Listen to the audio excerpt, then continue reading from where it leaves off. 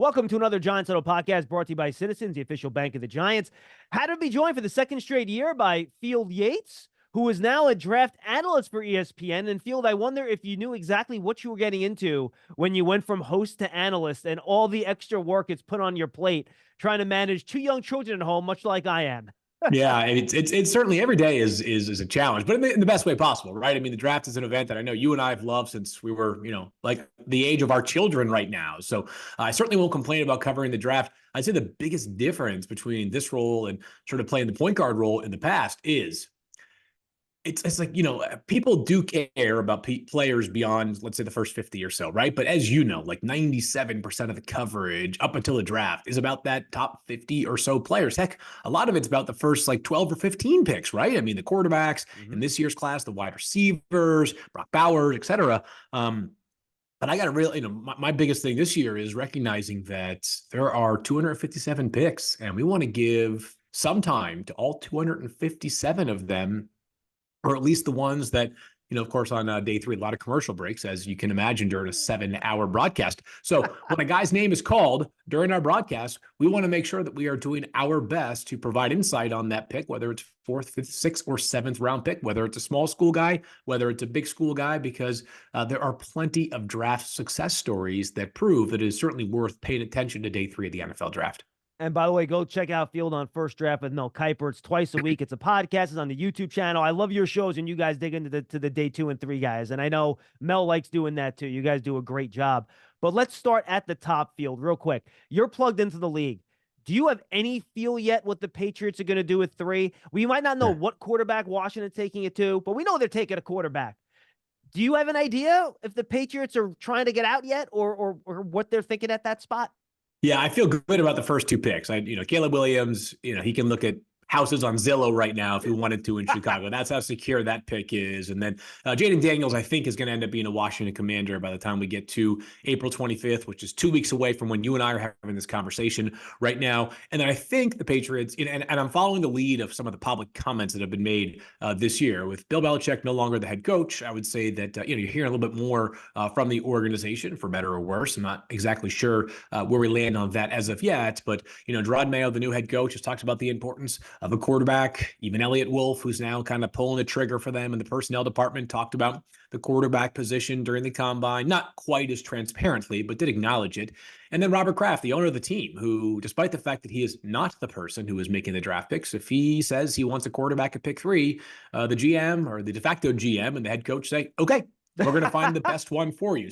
So I think the Patriots end up taking a quarterback at number 3 overall. And I'll use some of the teams that are not picking in the first 3 as examples as to why the opportunity cost is really, really difficult to bypass if you are a team like the Patriots this year. Is that if you're the Patriots and you don't take a quarterback at 3, first of all, we know this class, right? We're 2 weeks away from the draft beginning. We know what this class looks like. And at least in my evaluation, there are at least 3 quarterbacks that are worthy of a top 3 overall pick. I think Drake May, part of that conversation as well. So while you could have a player next year in the draft, you could have 10 quarterbacks who are superior to Caleb Williams and Jaden Daniels and Drake May and JJ McCarthy. You could also have 0, right? I mean, we've seen this year to year, right? A couple seasons ago, a couple years ago, the Steelers take Kenny Pickett round 1. He's traded within 2 years. By the way, he was the only quarterback taken in the first 2 rounds, much less like, the first 5 picks. He went in the 20s for Pittsburgh. So there's a certainty, right?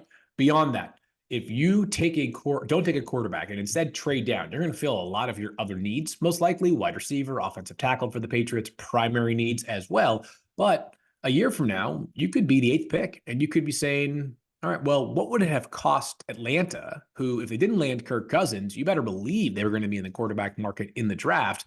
It might cost them, I'm just making this up, 8 plus their 2025 first, plus their 2026 first, or something like that. So the Patriots could be making the same move in reverse a year from now. So whether it was the Patriots, whether it was the Commanders, if it was any team at 3 that needed a quarterback, I would have vouched for taking a quarterback. I will vouch for taking a quarterback at 3 and keeping it simple.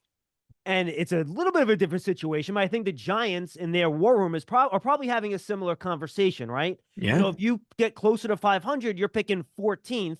And let's say you decide, all right, we do want to make a quarterback switch. Well, A, is there a guy out there you want? B, the price to move up is really high.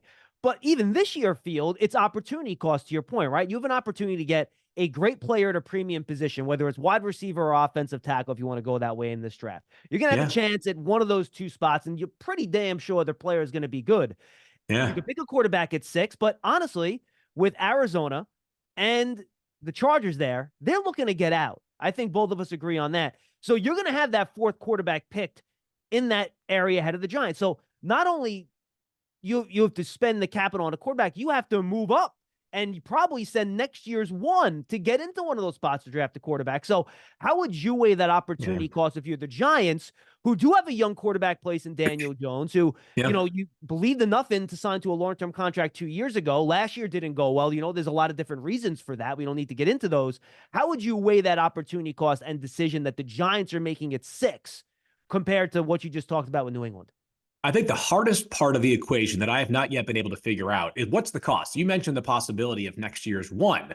I think I have speculated the same, but I don't know that for sure, right? I mean, the move up, we keep using data points when we are trying to evaluate what it might cost to move up from one spot to the next. And because fairly recently, 2021, we had the 49ers go from 12 to 3, we are all using the idea of about 3 first-round picks, including this year's pick, to move up.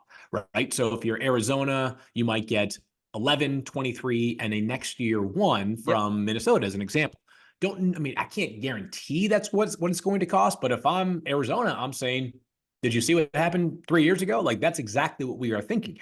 Meanwhile, when was the last time we had like a 6-4 move up for a quarterback? I think it was the Jets. It wasn't like 3-2s, I think.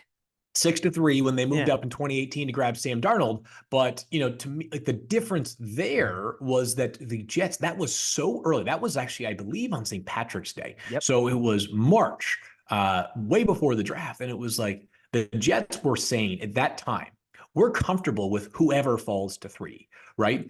There was not nearly as much certainty about which quarterback was going to be taken number 1 overall. A lot of people thought it could have been Sam Darnold. Some thought it could have been Josh Allen. Some, I think Draft Twitter was advocating, probably correctly, for Lamar Jackson. Josh or Lamar, obviously the 2 crown jewels of that class. But it's a different marketplace now. It feels like now that we've had a steeper cost paid by somebody else, the Cardinals and the Chargers have that leverage of, we're not just going to give it away to you, right? So, and the other part of this is that Arizona and the Chargers have very appealing options at 4 and 5 if they stay there, right? So for Arizona, it's not just, all right, hey, you guys are offering us a deal less than what Miami got a few years ago. It's also that we're bypassing Marvin Harrison Jr., right? So anyways, to go to the Giants, I don't have a great feel of what it would cost to go from 6-4 to 6-5. I think this is one where I'm going to take the easy way out here and just say that I don't know how the team actually feels. I've heard the comments publicly, and Coach Dayball and Joe Shane have both said many times over, if Daniel's healthy, he's the guy. And if I take them at their word, then I got to be honest with you, I'm actually really comfortable with Rome Odunze or Malik Neighbors or Marvin Harrison Jr., probably not him, at 6. I feel great about one of those picks and those values, but I don't have a great feel about how rubber stamped that feeling is that Daniel Jones is the quarterback when healthy with no ifs. And the if in this case would be the opportunity to trade up to number 4. So I know this is like not the job of a draft analyst in most cases, but I feel as though either path the Giants take is justifiable. If you trade up, I understand the methodology behind that. It's the idea that your ceiling has raised and you can tap into the depth of the wide receiver class later, or the offensive tackle class later. If you stand pat, you're saying to yourself, I get it. Last year did not go how we wanted it to, but if I can do my math correctly, 15 months ago, maybe 16, whatever, January of 2023, Daniel Jones outdueled Kirk Cousins, who just signed a massive contract for nearly 350 yards and a playoff win. And when he signed that extension, certainly some rhetoric was, I still want to learn more about, whether Daniel Jones is more the first 4 years or the past year version of Daniel Jones. But there were a lot of people that said he earned that. He balled out this past year. The Giants now have the most important part of the roster secured for 4 seasons. All right, Phil, two more. One quick on the trade detail, and then two, I'll just let you give some of your favorite day 2 and day 3 players. Sure. And I think the interesting part of this too is a lot of people think, well, it's an advantage for the Giants to be at 6 because the other team doesn't have to move back as far to make that Yeah, trade, right? it does. It is. But I think in other ways, maybe the Chargers want to stockpile picks. Maybe Well, they okay. want to Yes. get Yeah. more Yeah. picks, and they want to pick one of those tackles at 12, and they don't want to Yeah. pick at 6. So, which one of these teams, and I'm thinking the Patriots is probably the answer here, you think would prefer to stay in that top 6 area, and which teams would prefer to move into that 11 to 13 area where the Vikings, the Broncos, and the Raiders are hanging out looking for quarterbacks? Yeah, that's actually a good point because I think the Chargers would be happy moving down further to add more picks, like more volume, more swings. I think Arizona is a team that's got to be really, really mindful of how far they move down, right? Because their glaring need at wide receiver is so obvious. And Marvin Harrison Jr., if you told me blindly, 6 months ago, hey, Marvin Harrison Jr. would go 4th overall in the draft, how do you feel about that pick? Regardless of who it was picking Marvin Harrison Jr., and regardless of who went ahead of him, I'd say unbelievable value, right? Unless Marvin Harrison Jr. had decided to retire from football, that's a justifiable 4th overall pick. If you move down from 4 to 11, I believe that while the wide receiver depth is terrific, Mel and I talked about this aplenty on first draft. In whatever order you want to choose, Marvin Harrison Jr., Malik Neighbors, Rome Odunze, those guys are different. We're talking about day 1, instant impact, wide receiver 1 candidates, guys who immediately lift the ceiling and the floor of your offense. And I'd be careful because if you move to 11 and the draft is beautiful because there's mystery and intrigue, I don't think you're getting one of those guys. So if you move down from 4 to 11, yeah, you got a bunch of extra swings, but your wide receiver room has a different complexion than it would have if you just sit there or move from 4 to 6, because you're guaranteed to get one of those 3 if you go from 4 to 6. I agree. All right, Fields, we got about 90 seconds left here. Give me your favorite day 2 and day 3 players where it's just you watch them and you're like, damn, I love the way this guy plays football. Yeah, I'll give you a few guys here that come to mind. So day 2, probably early second round, maybe mid-second round, somewhere in the, gosh, I tell you what, I got to be better about this as a draft analyst as well. I'm so wired from my days in scouting to remind people that every team sport's a little bit different, and it just takes one team to allow a player to go higher than you might expect, right? But Jalen Polk, wide receiver from Washington, one of my favorite amidst a very deep wide receiver class, but so tough. He's excellent in contested catch situations. And I think we always, we evaluate, I think probably a little bit too much players making or having great hands for like the spectacular SportsCenter top 10 plays. That certainly matters, right? Those live on in infamy, but I like guys who they just make consistent catches inside, outside of their frame. I think Jalen Polk, I compare him to a low post player in the NBA from 20 years ago. Not a lot of flash, not a lot of substance, but he gets buckets. Another one, Marshawn Kneeland, Western Michigan edge. The sack production is not going to blow you away, but you go back and watch Western Michigan, especially this year when Braden Fisk was not there. He transferred to Florida State, had a great year with the Seminoles. The way they had to utilize Marshawn Kneeland he was the best player by far, right? This guy, but he's so strong. You don't see as many guys come in with as much raw power as Marshawn Kneeland has. He also had a terrific 3-cone and short shuttle during the combine, big physical edge rusher who I think could go somewhere in the mid-second. Day 3 picks, Miles Harden, safety corner, probably I think a corner from South Dakota, frisky. The ball just finds him, or I guess he finds the ball as a defensive player. He is a turnover forced waiting to happen, has tremendous confidence. We're at a 4.50 at the combine as well. So a good enough time to feel pretty strongly about that one. And then I'm trying to think of one more day 3. I like Luke McCaffrey, wide receiver from Rice, who, of course, if you're saying to yourself, is he related to Christian? Yeah, he is. He's his kid brother, one of his kid brothers, and he is an awesome player. He used to be a quarterback at Nebraska, transfers to Rice, ends up moving to wide receivers, played there for 2 years, has an awesome year this past year. Double-digit receiving touchdowns, had 24 contested catches this past season. That number, just some sort of context on it, that was tied with Rome Odunze for the most in all of FBS. So anytime you're tied with Rome Odunze for pretty much any good category, you have my attention. So I wish that we gave more time to these young players. Not every player comes in and lights the NFL on fire, and they're just dominant from day one, like Odell Beckham Jr. when he was a rookie. Some of these guys need time. And Luke McCaffrey might be a redshirt type player, but I'm betting on the development of a player who's come so far in such a short period of time. And believe it or not, when you're McCaffrey, turns out you're wired pretty competitively. So I do think this kid has a chance to become a better player over the next 2 to 3 seasons. And his dad was a pretty good wide receiver too, which also Hey, everybody says his mom was the best athlete in the family, Lisa. So I would say that as far as the gene pool is considered, he won the lottery and more. Field, keep up the great work. We appreciate the time, my friend. Thank you, John. Enjoyed it. And I'll talk to you again, hopefully sometime soon. You love turf. You're good at it. So you start a turf biz. Business grows, your savings grow. Become the most celebrated name in turf. Are you ready for all that life brings? Giants Huddle podcast is brought to you by Citizens, the official bank of the Giants. From game day to every day, Citizens is made ready for Giant fans with insights, guidance, and solutions. Learn more at citizensbank.com. We go from Field Yates to NFL Network and Bucky Brooks. Bucky Brooks, of course, can be found on Path to the Draft on NFL Network, and all of their coverage of the draft from April 25th to April 27th on the NFL Network. And now we go from Field Yates from ESPN to Bucky Brooks over at NFL Network. You can, of course, find Bucky Brooks on their Path to the Draft show every weekday on NFL Network. He'll also, of course, be part of NFL Network's coverage of the draft from April 25th to the 27th in Detroit. Bucky, John Schmeelk here in East Rutherford, man. Hope draft season treating you well, man. How you doing? I'm good, man. I'm getting excited. You talk about 2 weeks away from the draft, and so that's always an exciting time to kind of finally see where all these top prospects go. Yeah, absolutely. We just got done talking to Field Yates a lot about the Giants at the top and being a quarter and potential of taking a quarterback. I have to give you a chance to get your North Carolina love in here, though. And I want to talk about Drake May for a second. You talk about grading the flashes a lot, and I like that terminology. I think with Drake May, you do that. You could see why he might have the highest upside of any quarterback in the class.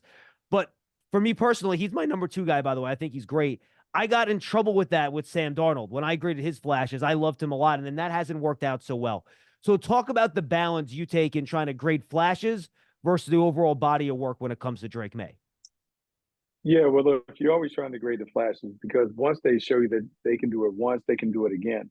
But it's important to understand the environment that you're trying to create to allow them to really relive those flashes. And so for Drake May, I think it's important that everyone understands in the last 4 years, he's only played 2 seasons. He didn't play his final season of high school because of COVID.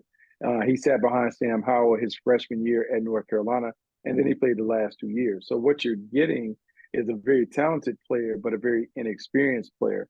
And the coaching staff must have a plan to help him kind of find his way through the National Football League as he's learning how to play the game because he's an inexperienced player. But if you're able to tap into that, build an offense around what he does really well, which, look, man, he's super athletic. He has big-time arm talent. He's an A1 kid when it comes to all the intangibles. But it's about putting him in a system where he doesn't have to carry the offense early. Maybe he can manage it early, and then later in his career, he can be able to carry it. We talked about trading up with Field. How about the concept of trading down for the Giants here at 6, Bucky? Do you think, A, if there's no quarterback on the board, there would be an opportunity to trade down? And if you want one of those top 3 wide receivers in that little cluster with Harrison, Neighbors, or Dunze, can you afford to move down to maybe even, let's say the Bears decide we have one guy we really like. They want to move from like 9 to 5.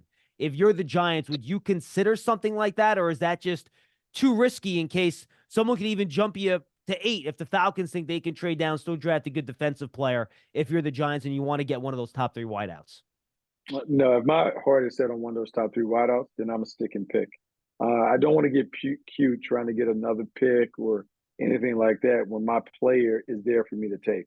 And given the way that like all these things are being mocked out, I mean, you're going to have your pick of the top 2 of the top 3 receivers. If Marvin Harrison Jr. goes like we think he'll go, well, then you can be sitting there with Malik Neighbors and Rome Odunze. Neighbors has the juice, he has the speed, the quickness, the explosiveness. The last time we saw a big LSU standout play in New York, Odell Beckham Jr., it looked pretty good. Rome Odunze is the big body playmaker that is more in the mold of a Jamar Chase, physical playmaker. So for me, I don't want to mess around. I want to have my pick as opposed to let the board dictate who I'm going to take. And if I'm the Giants, Joe Shane and Brian Daboll, I'm going to stick and pick. I'm not going to mess around. As a scout, take me inside the war room, and the Giants are sitting there. Obviously, this decision will be made long before draft night, and they're deciding between Odunze and Neighbors. How would you parse those two? Does it get down to fit and your system if they're graded so closely Tell me what that debate sounds like between the scouts, coaches, and decision makers in that war room when you're trying to figure out how you're stacking Neighbors and Odunze, given how close they are on most people's boards. It depends on how the juice, like who has the power when it comes to making the final pick. But what has happened through this point, like the scouts have already presented their cases on both of the players. And so if the players are similarly graded, it now comes down to the coaches. And really it comes down to the head coach or whoever's in charge of the offense. What do we envision? What do we need at the position? What do we need as a number one? Which one do we believe is better capable of handling the responsibilities that a number one receiver has to handle in our offense, not in any offense, but in our offense. And so that's what it comes down to. And then it's also, okay, let's look at the quarterback. And if we're saying that we're going to continue on with Daniel Jones, how can we make his game better? Does he need someone who's a catch and run specialist like a Malik Neighbors? Or can we get away with someone who's more of a jump ball playmaker like a Rome Odunze? A lot of it has to do with the personnel that you have, but also the scheme that you want to run. What do you think in the modern day NFL, Bucky, is more valuable? That run after catch guy or that true dynamic X like you just described for Odunze? I would say run after catch is really important. And the reason run after catch is important is because it allows you to employ a high completion percentage offense, one that is easy for the quarterback, but it yields big gains. If you're one of those that push it down the field and you don't have wide receivers that can break tackle or make things happen in space, makes it really, really difficult to go the length of the field. And we know there's a direct correlation between big plays, explosive plays, and scoring points. And the only way that you can score points in the National Football League, you have to find a way to make plays that are 20 yards or longer. Yeah, I'm with you on that 100%. Final one on the kind of quarterback wide receiver dynamic here. You mentioned Daniel Jones, and we've had a bunch of guests the last couple of weeks. How would you think about the Giants' decision as to whether or not you want to draft a quarterback to either compete with or play alongside or eventually replace Daniel Jones, a guy they believed in enough to sign that big deal to 2 years ago? Last year didn't go well, small sample size, a lot of injuries, nothing went right around him. The way I've thought about it is that, look, if you think a guy has a chance to be like a top 7, top 8 superhero type of quarterback, pull the trigger, but don't just pick one for the sake of replacing Daniel. How would you think about that decision at 6, which is really could be something that defines the direction of the franchise over the next few years? This is going to require a lot of discipline from the Giants front office when it comes to picking, because what happens is subconsciously when you know you need something, you tend to kind of influence the grading to make sure that the position of need is at the top where you have one of the picks. But if we're really gating the player based on who are the best players in this draft, well, then those quarterbacks might not be there, because not only are you talking about the big 3 wide receivers, but then you can talk about the offensive linemen that are available to kind of make some things.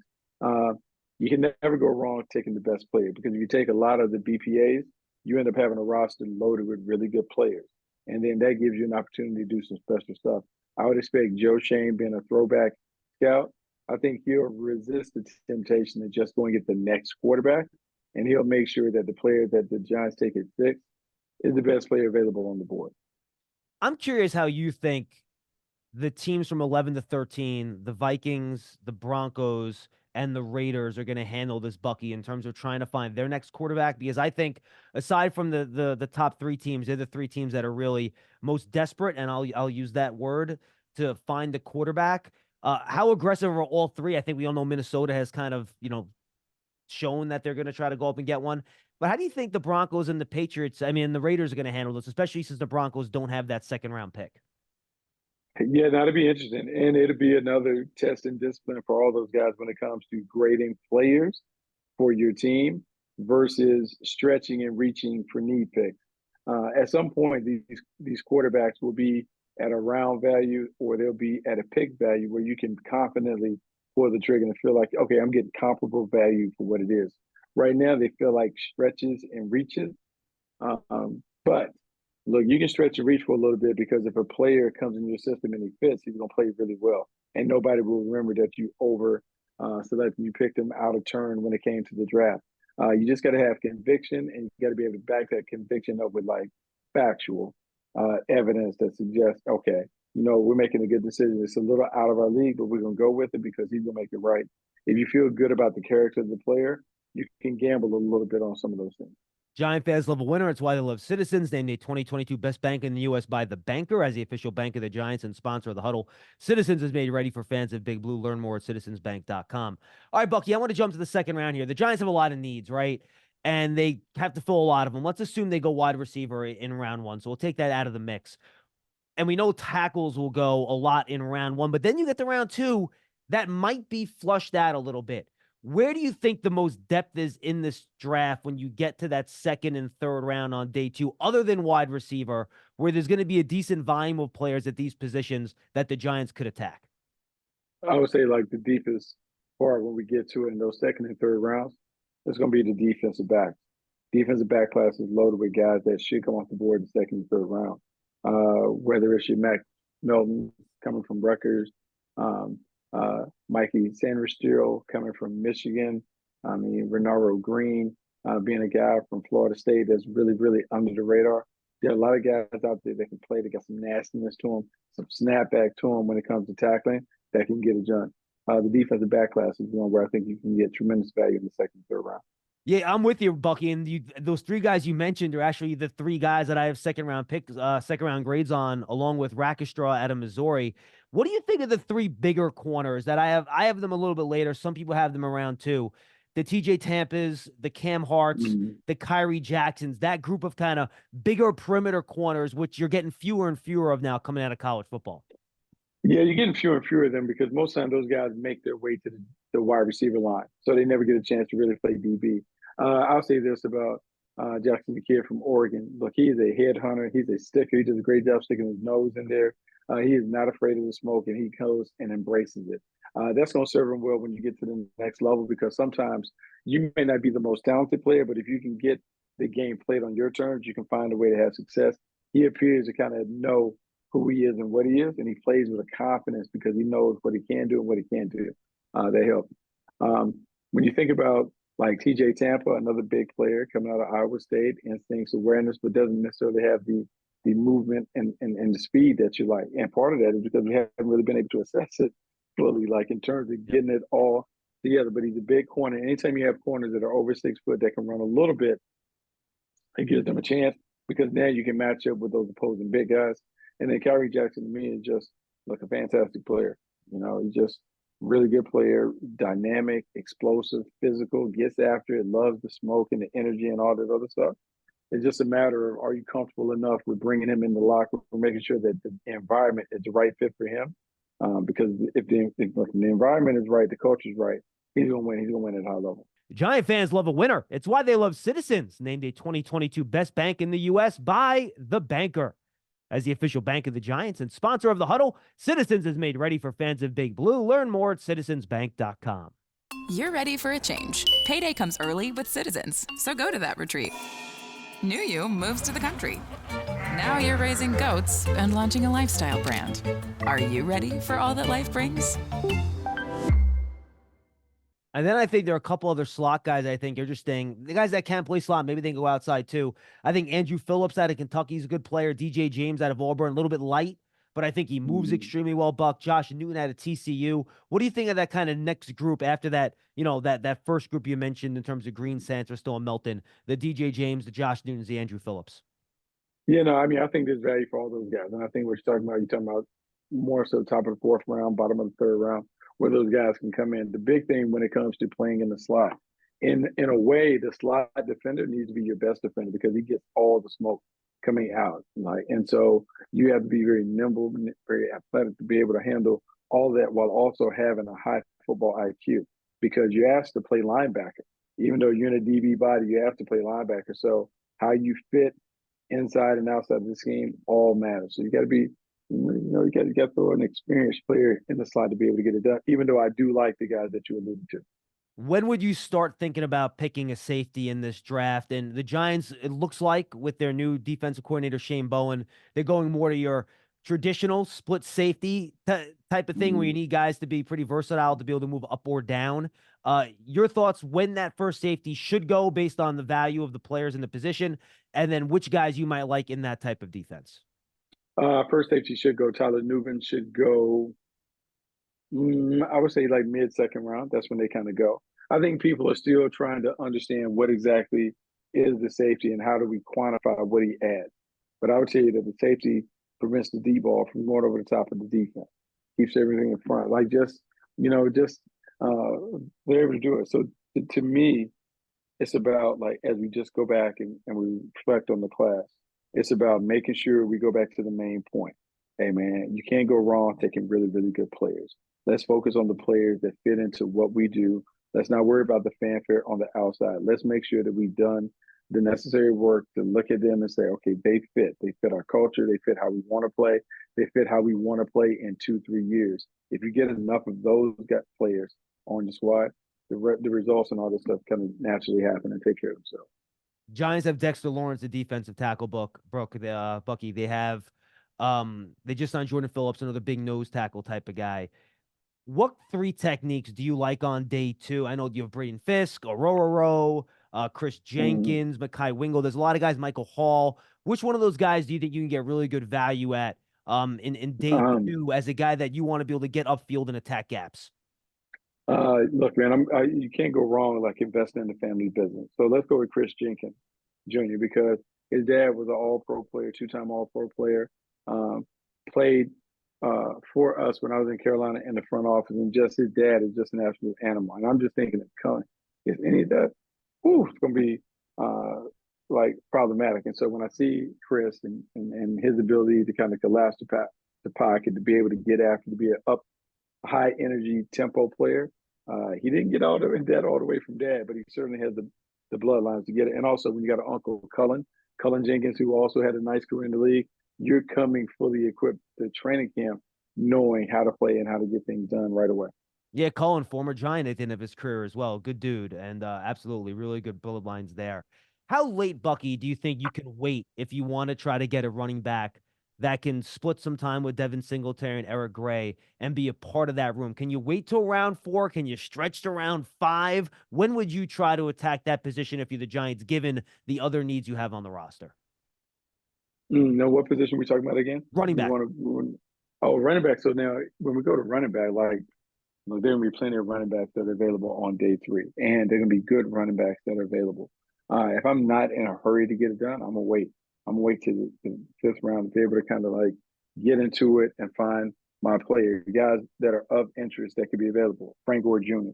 could be there. Not necessarily the fleetest of foot, but man, just a natural runner, jitterbug, can scoot through and make plays happen.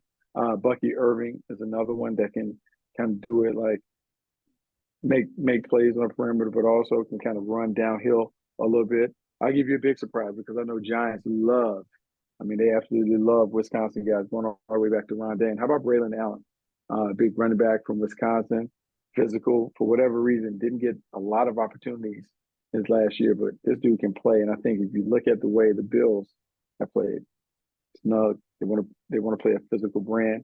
He's used to that. He played at Wisconsin. He knows how to get down. All right, 2 more position questions, Buck, before I get your prediction at 6. Tight end, I think, is interesting. I only have, 3 players in Brock Bowers round 1, 2 players with day 2 grades. Who are maybe some of your day 3 tight ends that kind of jump out to you specifically that you really like that could provide some value? Let's see. Theo Johnson from Penn State is a guy that could find his way down there. Super athletic freak, tore it up at the combine. Body beautiful kid, meaning when you hear me say body beautiful, guy that, man, if he's the first one off the bus, you feel like, oh boy, we got a bad hand. So I would say Theo Johnson is one. Dallin Holker from Colorado State is another one. Really showed up and performed well at the East-West Shrine game. Those are 2 guys that I'll keep a close eye on.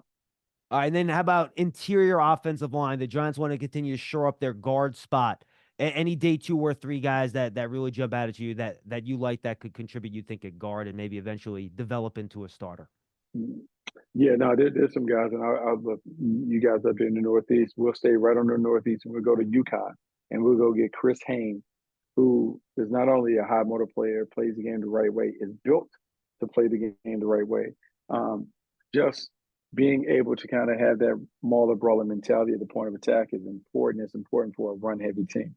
So I would think Haynes has an opportunity to go and be a guy, and then everybody else is kind of like a hodgepodge of like, oh, I play multiple sports, I do all this or whatever. So, but There's some other good guys that are available. There's some other ones that are making. Cooper Beebe will be one of those that falls in line. But you got to investigate and really be open about how you want to play them so everyone knows what they're getting into.